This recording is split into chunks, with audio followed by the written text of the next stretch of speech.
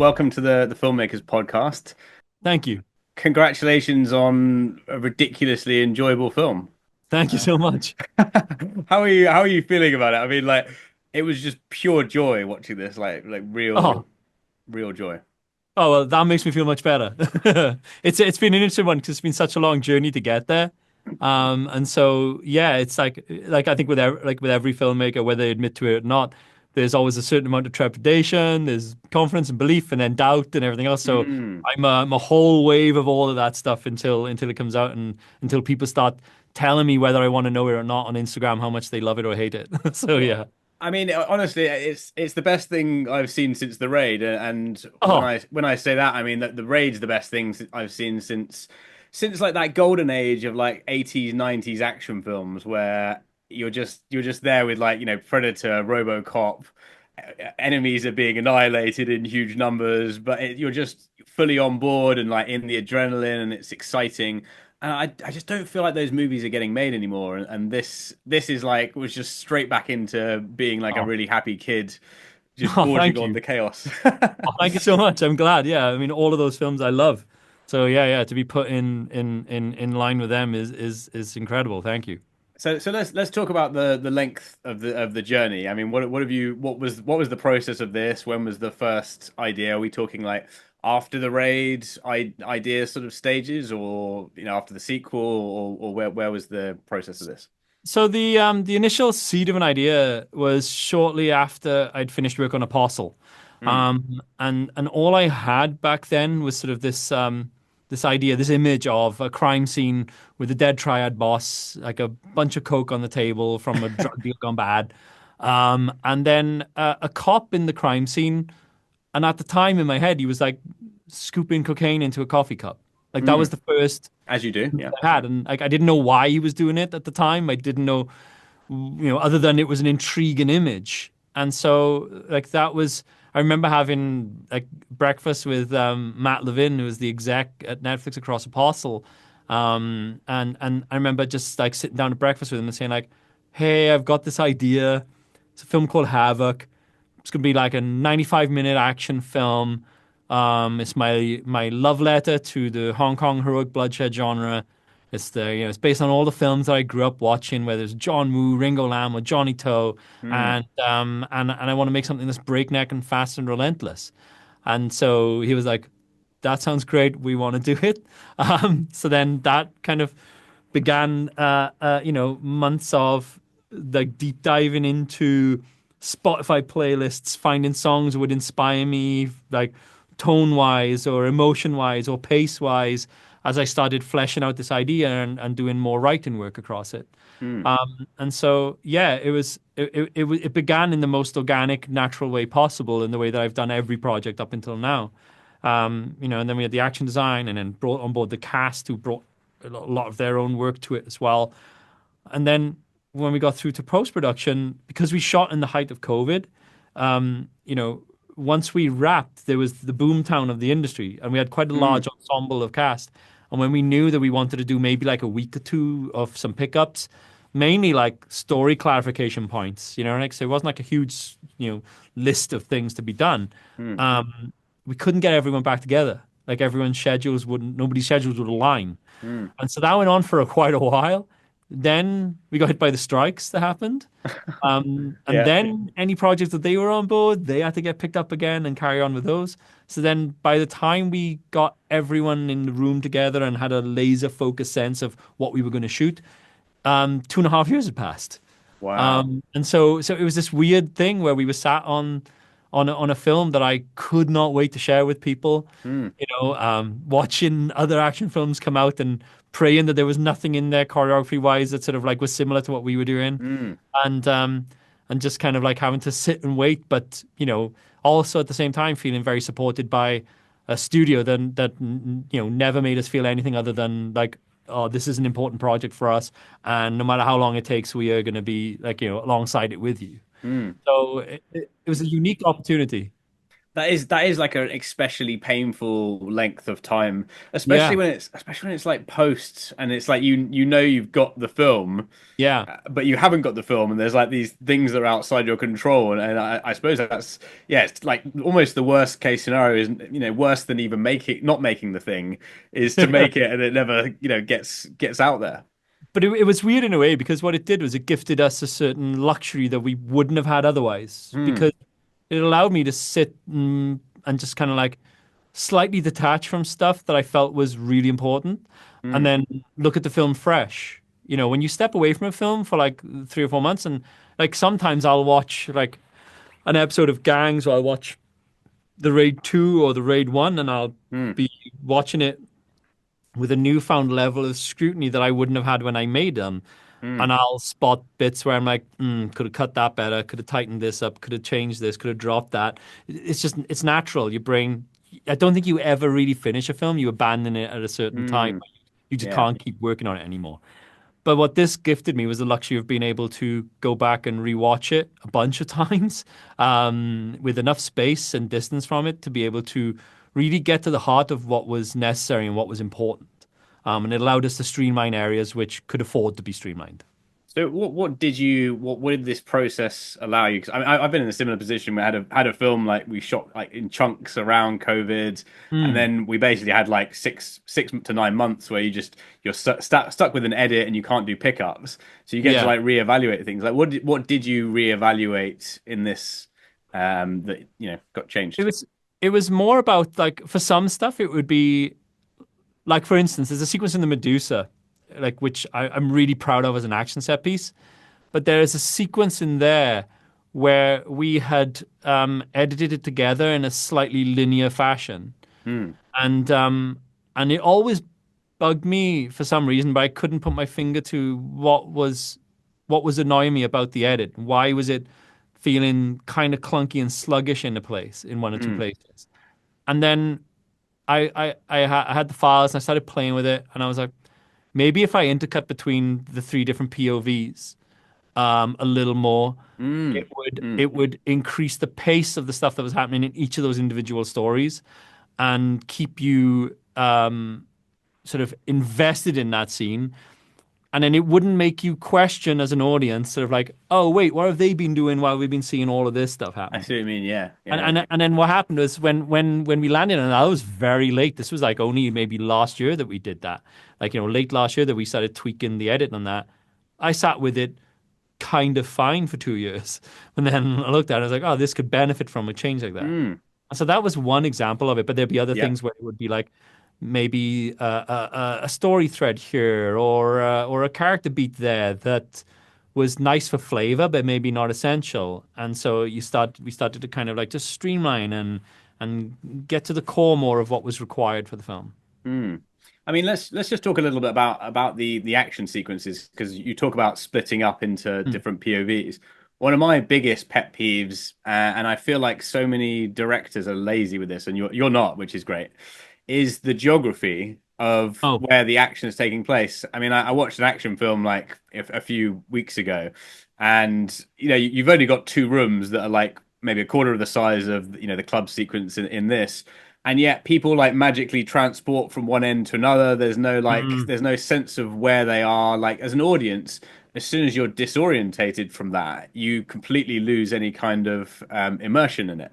And I mean that's why I always thought the raid films were so good, and why this is so good. It's like no matter how hectic things are going on, you always feel like people are in the right place. I mean, what is your kind of approach to making? Is that important to you? Because I mean, yeah, oh, it yeah, feels like it 100%. works. Yeah, 100%. It's definitely an important part of the puzzle, so to speak. I think, you know, I first became aware of it um, in The Wild Bunch. Mm, The Wild Bunch is a film that me and my dad have watched countless times. Like he raised me on it. mm, Um, and the finale of The Wild Bunch of them walking to basically the battleground where the finale is set. If you carefully look at every shot choice in that journey to the place. And then once we get there, the sort of the wides that establish that area, the connective tissue that tells you where the bunch are positioned, Mm. where the general is, and where all of the other sort of soldiers are dotted around. By having that knowledge and information, it's like being given a map that sits in your subconscious, Mm. so that wherever he goes next, however elliptical the editing style of that sequence gets, you're never lost. Like, I Mm. know where we are at all times within that sequence. I'm never confused.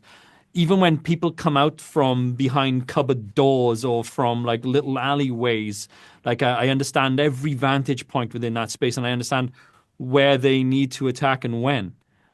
And so it becomes an amazing sort of like visual guide to follow the action then. And Yeah. so Yeah. once you've got that knowledge in, and that's something I've always like strived to achieve in the films that I've done, well, then you can take the audience on a crazy journey and make it hyperkinetic, make it like adrenalized, and they shouldn't feel lost. They shouldn't be confused where we are.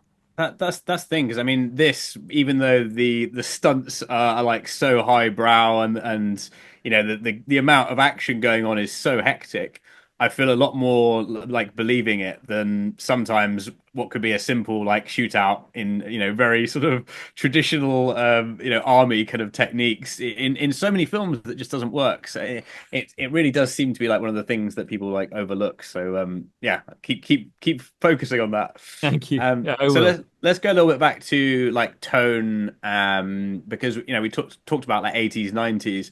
I mean, first of all, like there's that kind of grit, like the sort of Mhm. like grain that just immediately like puts you into the era.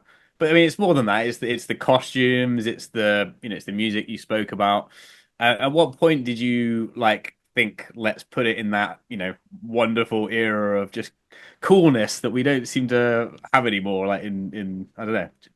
I think it was it's one of the things where it was born out of the tone of the story and so what the story was demanding in terms of the visual approach to the film.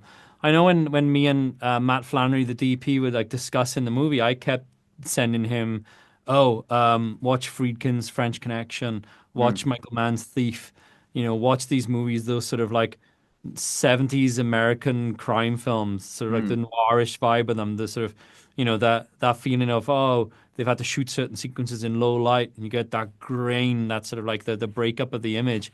I wanted that grit and texture, not only in the sort of the aesthetic of the film, but also in the production design. So we mm, were always looking for dirt and when it snowed, it had to be slush. It had to be like driven through. We wanted all of that sort of that grime and texture and detail to be like imbued across the city because this wasn't going to be a fun journey into the night for Walker. This was going to be like the darker parts of the city, the more dangerous, seedier elements of it. mm. And so the only time we get to get any glimmer of anything that looks a little bit sort of like high class is when we're with Lawrence briefly, or when we're up in, like the statement ambush that happens in the middle of Oh a yeah, traffic jam. It's like yeah. that's when we're in the nice part of a downtown city. Mm, But that was done purposefully to give us the contrast, because it provided us with a sense of the extent at which Mother will go to announce herself. She's not mm, afraid that it's in the middle of broad daylight, in the middle of a big downtown city. mm, They're going to arrive with shotguns and take someone in plain sight. And so when that sequence plays out, then it kind of becomes more sobering as a result of it being set where it is. mm. But I mean, it's grimy, but there is a beauty to it, and Mm. I kind of it's not like it's not just like a sort of a plain, you know, concrete walls. Like there's the No. snow, there's this kind of charm of the you know the industrialness of it, that it is almost that like I kind of thought of Blade Runner at some moments, like when it's sort of going behind with all the lights and the Yeah. atmosphere and all that kind of haze. There's a beautiful shot where it goes from the subway, which I was trying to work out if it was like the best crane shot in the world, or if it was like a mix of CGI where it sort of starts in the subway station and then goes down to Tom Hardy's car. But That would be giving it away. yeah, But yeah, no, it's a combination of things. And like for yeah, me, a shot like that was always like, and I've never been more grateful to the cast for just completely indulging me. mm, Because for me, it was like, I remember describing it as like, oh, I want to. I want to do a little bit of a De Palma moment here. Mm, I want to check in with my two characters that are going to converge at this exact moment in time. And again, it's that thing of like we were talking about geography. mm, That gives you geography. You know, because we've gone on that journey towards where Walker's car is. We know where Walker's car is in relation to the entrance of the nightclub. yeah. We also know that there's a big long street there, that Mm, it's starting to snow. hmm You know, and on that whole journey, I'm letting you see every inch of that nightclub. You were seeing that the stairs go down to like an underground tunnel thing that opens out into the big nightclub space. That mm, we have to then go up the stairs to where Mia is. So now you know there's two levels and floors. There's a glass floor there. Everything is set up so that when when it all goes to shit and people start, pulling out weapons and using them, mm. it doesn't matter where I run with the camera and who we're running with. You know where they are. You know how they got out. You know where they are Yeah. leading towards. So yeah, yeah, yeah. That was a fun little moment there. Let's talk about the car chase. Well, the lorry chase at the start because I mean it's incredibly ambitious and very exciting to watch. And there's some like outrageous camera moves and actions like set pieces. How did you even begin to think? In your mind, this is feasible. How am I going to approach this? And what was the kind of conversations around like putting together like a really big chase that's outdoors? Yeah. So I mean, I knew. I guess in a way, it all started with the sort of the initial sort of like intention of that sequence, which is, traditionally you might show a preamble of them, breaking into a lockup, stealing Mm, a truck, and then, freeze, lights flash, and then they start driving and then da. For me, I wanted to jump into the middle of the scene. mm, So, and I wanted to throw the audience in at the deep end.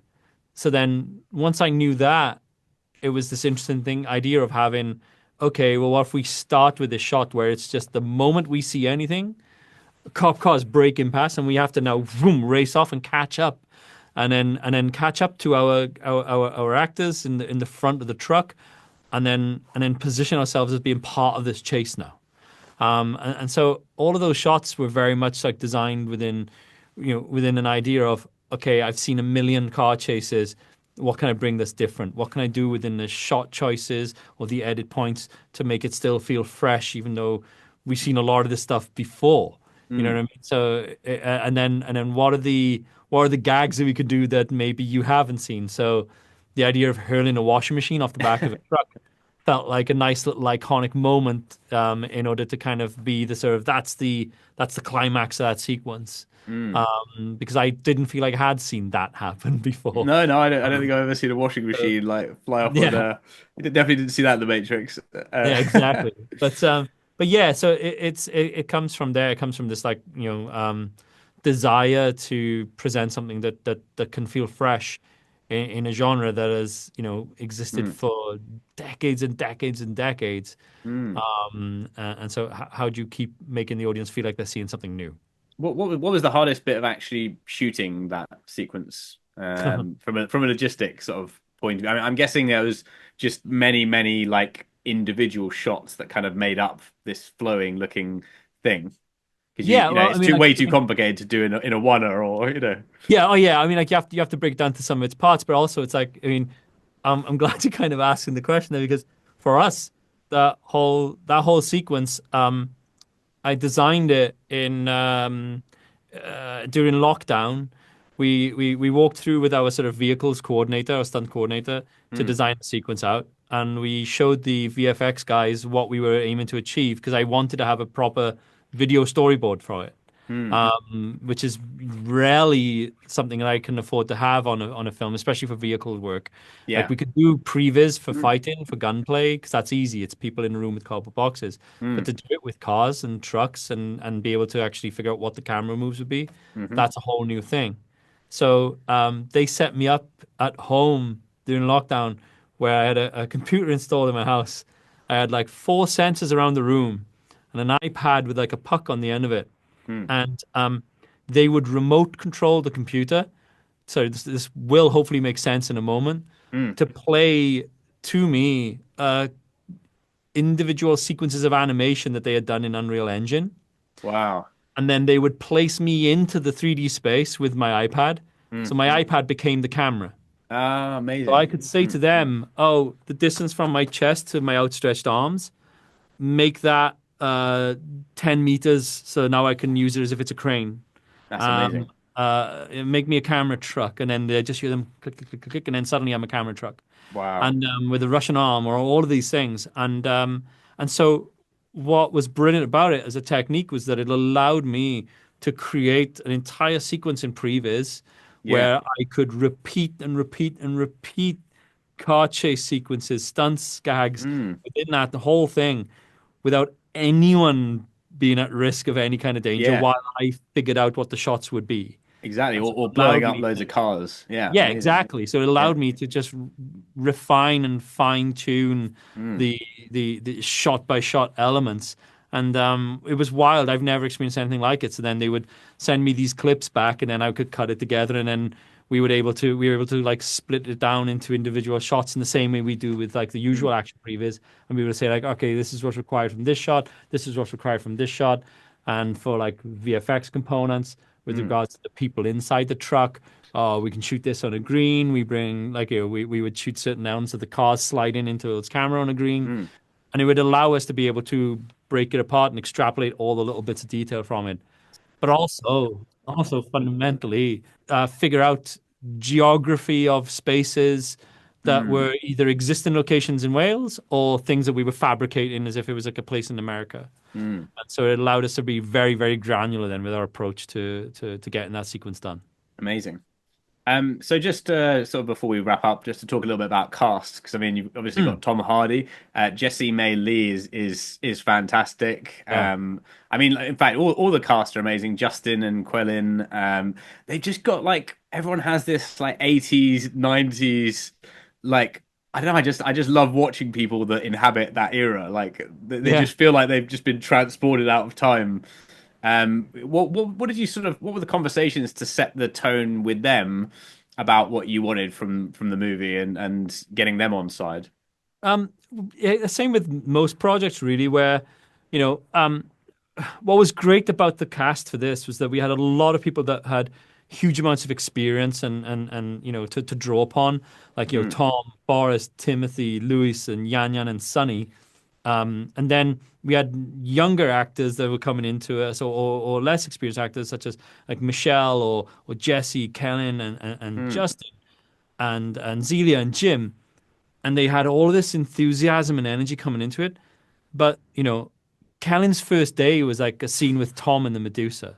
Like that was her right. first day of Low, filming. low stakes, yeah. Yeah, and but what's great was that they were working with people like Tom or people like Forrest or people like Louis that wanted to help guide them and Yeah. encourage them and be a support for them. So it's daunting and it's intimidating, but once they got to set and they tried a few things out, they realized that they were in a safe space to work and to experiment and to try things. Mm, But in terms of getting everyone into the same tone and the sort of the world build, for me, it's always about, and it's always been my approach. It's like I don't come to a project not knowing what I want. Like mm, I'm not trying to figure it all out on the floor. Like I have an idea of what I want it to be, but and so it's my job then to convey the tone of the film to each individual cast member so that they know the parameters within which they're working. mm. But then there's always space for them to explore. And there's always space to try things and to stress test things and play around with motivations and maybe come at things from different angles. And Yeah. and so I think, we had such a sort of like a warm, friendly cast working on this thing that it made my job really easy because Mm, I was just able to watch all these great performances come in through the lens on a daily basis and then be like, okay, mm. my job's getting easier now. Yeah, yeah, So yeah. it was a great experience. Okay, we've got to wrap up here, and maybe if you've got 30 seconds just to give some advice to your younger self on trying to break into the industry, like keep it really My quick. younger self. Mm. It's weird, man. It's like for me, it's like I've always felt like the way I got into this was so fortuitous. I was so lucky. A lot of things had to align for me to be able to have the opportunity I had. Like I had to be in Indonesia, I had to meet Eco, and I had to want to Mm, make action movies that really shouldn't have happened to a boy from Herman. So I felt quite lucky. But the one thing I would definitely say to anyone who wants to like get into this industry, and it's an insane industry to get into, but once you're in there, it's like it's yeah, it requires all of yourself. You know what I Yes. mean? It's like I've never known anything like it where like for those periods of times when I'm filming, any semblance of a social life goes out the window. Yeah. You have to kind of commit yourself 100% to it, and you have to be willing to kind of yeah. I'm very fortunate. I have a close group of friends that know when I go into a film shoot that my communication skills will reduce really far down. But thank God they're understanding and stay my friends when I Yeah. rap. Um, Amazing. but yeah, you give a lot of yourself, but the rewards when you watch a film play with an audience and you see them respond to something that you've kind of been a part of creating, there's just nothing else like it. So Lovely. yeah, Thanks very much, Gareth. It's been nice an one. absolute pleasure. Cheers. Thank you so much. Epic movie. Thank you. Thank you. I appreciate Cheers. it. Thank you very much. Okay. Bye bye.